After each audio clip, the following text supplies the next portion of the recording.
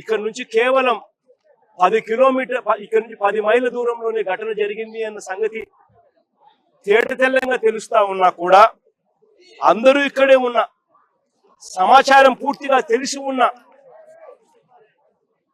స్పందన లేక ప్రాణ నష్టం జరిగితే వీళ్ళు స్పందించింది ఏమిటో తెలుసా? వీళ్ళు ఇచ్చేది ఏం తెలుసా? ముస్టేసినట్టు ఎక్స్గ్రేషియా కింద 10 లక్షల రూపాయలు 5 లక్షల రూపాయలు మేము ఇచ్చినాము అని చెప్పి సంకలు గుద్దుకుంటా ఉన్నారు. అసలు ఇదే 10 లక్షల రూపాయలు చంద్రబాబు నాయుడు గవర్నమెంట్ లో అధికారంలో ఉన్నప్పుడు ఇంతకు ముందు ఎవరైనా మత్స్యకారులు చనిపోతే ఎక్స్గ్రేషియా కింద కేవలం 5 లక్షలు మాత్రమే ఇచ్చేవాళ్ళు. అట్లాంటిది వైఎస్ఆర్సీపీ అంటే మా ప్రభుత్వం వచ్చిన తర్వాత 5 లక్షలు 10 లక్షలు మేము పంచినాం. అంటే ఎవరు చనిపోయినా కూడా, వేటకు వెళ్ళి ఎవరు చనిపోయినా కూడా ఆ మత్స్యకారుల కుటుంబం ఆవేదనకు లోనవుతుంది. వాళ్ళ కుటుంబాన్ని చూసుకునేవాడు ఎవడు ఉండడు. ఆ కుటుంబానికి అండగా ఉండాలని చెప్పి మానవతా దృక్పథంతో ఆ రోజు మా ప్రభుత్వం అంటే వైఎస్ఆర్సీపీ ప్రభుత్వ హయాంలో 5 లక్షలు 10 లక్షలు పెంచింది.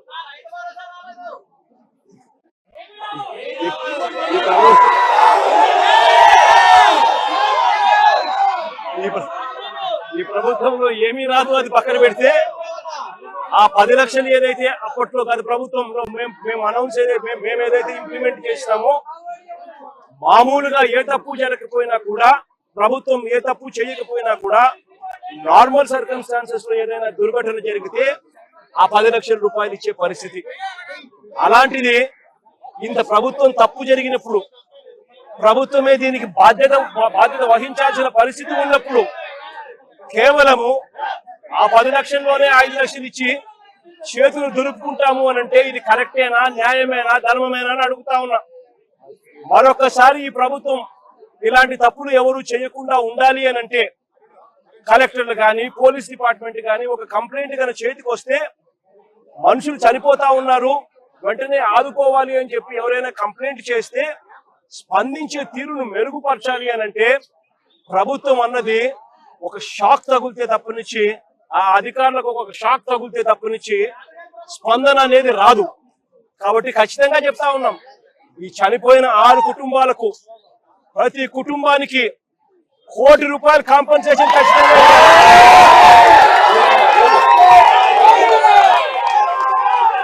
చిన్న బాధిత కుటుంబంతో కలిపి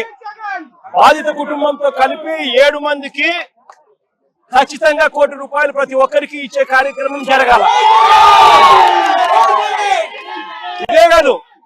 ఇదే కాదు ఖచ్చితంగా బోటు కూడా, కొత్త బోటు కూడా, వీళ్ళు ఏదైతే బోటు పోగొట్టుకున్నారో కొత్త బోటు కూడా తీపిచ్చాల.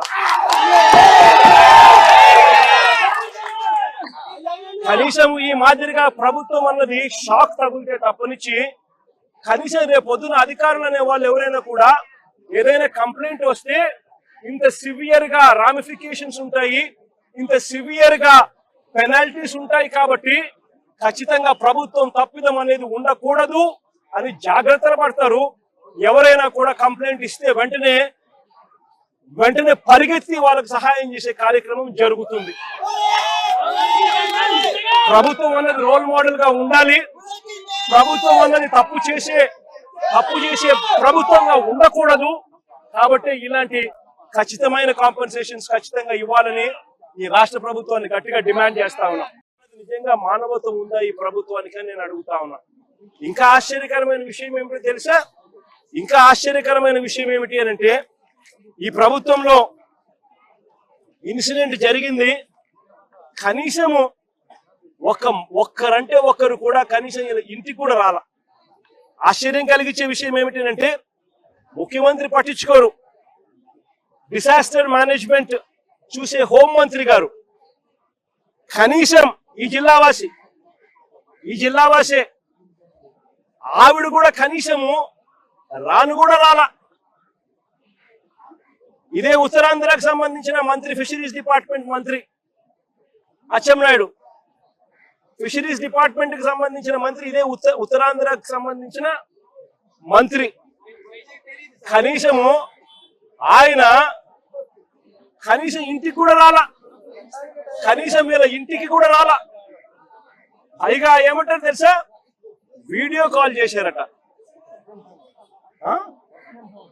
వీడియో కాల్లో వీళ్ళ కుటుంబాన్ని వీళ్ళ కుటుంబాలను వాళ్ళు పరామర్శించారు అని చెప్పి అనితమ్మ అంటుంది.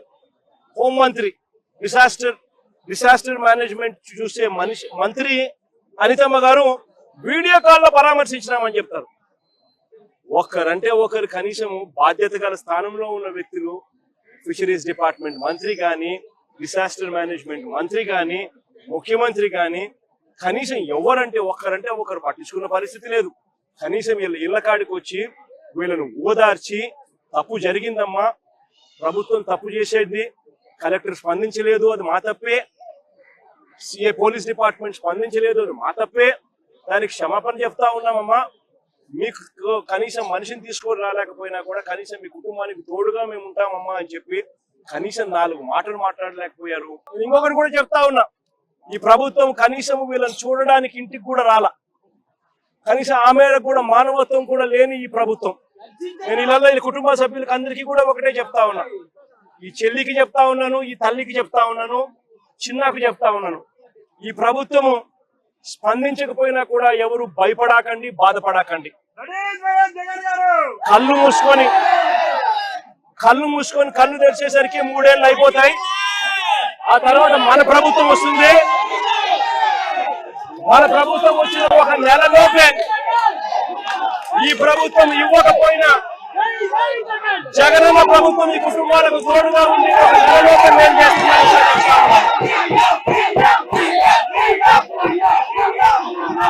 నాది బాధ్యత, ఖచ్చితంగా చేపిస్తాను.